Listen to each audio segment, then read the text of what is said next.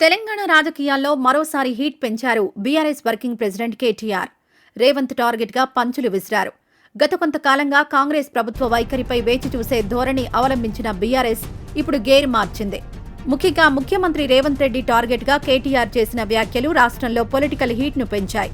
రేవంత్ రెడ్డి పాలనలో honeymoon period ముగిసిందని, ఇక అసలు సినిమా మొదలవుతుందని కేటీఆర్ చేసిన సవాల్ రాబోయే రోజుల్లో సరికొత్త రాజకీయ సమీకరణాలకు నాంది పలుకుతోందనే చర్చ జరుగుతోంది.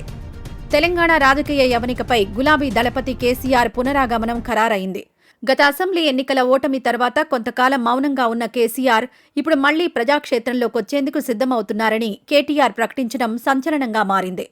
రేవంత్ రెడ్డి ఎవరితో ఫుట్బాల్ ఆడుకుంటారో తెలియదు కానీ తాను మాత్రం రేవంత్ రెడ్డిని ఫుట్బాల్ ఆడుకుంటానని కేటీఆర్ చేసిన వ్యాఖ్యలు ఇద్దరు నేతల మధ్య ఉన్న వ్యక్తిగత రాజకీయ వైరాన్ని మరోసారి బహిర్గతం చేశాయి.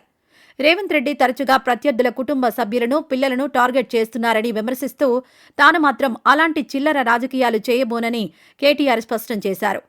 రేవంత్ ఇంట్లోని మహిళలు, మనవడి గురించి మాట్లాడే సంస్కృతి తనది కాదని చెబుతూనే రేవంత్ రెడ్డి రాజకీయ వైఫల్యాలను ఎండగట్టారు. రేవంత్ పీసీసీ అధ్యక్షుడిగా ఉన్నప్పుడు జరిగిన ఉప ఎన్నికల్లో వరుస ఓటములను ప్రస్తావిస్తూ సీఎంగా ఉన్న సమయంలో సొంత పార్లమెంటు స్థానాన్ని గెలిపించుకోలేకపోవడాన్ని కేటీఆర్ గుర్తు చేస్తూ అసలైన ఐరన్ లెగ్ రేవంత్ రెడ్డి, రాహుల్ గాంధీలేనని ఘాటుగా విమర్శించారు.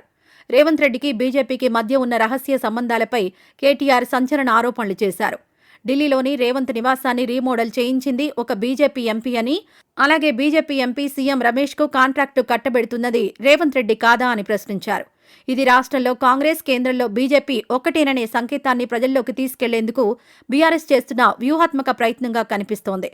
ఆదివారం తెలంగాణ భవన్లో జరిగే బీఆర్ఎస్ కీలక సమావేశంలో కేసీఆర్ దిశానిర్దేశం చేయబోతున్నారని, సభల నిర్వహణపై నిర్ణయం తీసుకుంటామని కేటీఆర్ వెల్లడించారు. లోకల్ బాడీ ఎన్నికల తర్వాత మెంబర్షిప్ డ్రైవ్ చేపట్టడం ద్వారా పార్టీని గ్రామస్థాయి నుంచి బలోపేతం చేయాలన్నది గులాబీ పార్టీ ప్లాన్గా తెలుస్తోంది. మొత్తానికి ఫీల్డ్లోకి బాపు వస్తున్నారు అనే నినాదంతో అధికార పక్షాన్ని ఇరుకున పెట్టేందుకు బీఆర్ఎస్ సిద్ధమైంది. కేసీఆర్ ప్రజాక్షేత్రంలో యాక్టివ్ అయితే రేవంత్ బీఆర్ఎస్ను ఎలా ఎదుర్కొంటారనేది ప్రస్తుతం తెలంగాణ రాజకీయాల్లో ఉత్కంఠ రేపుతోంది.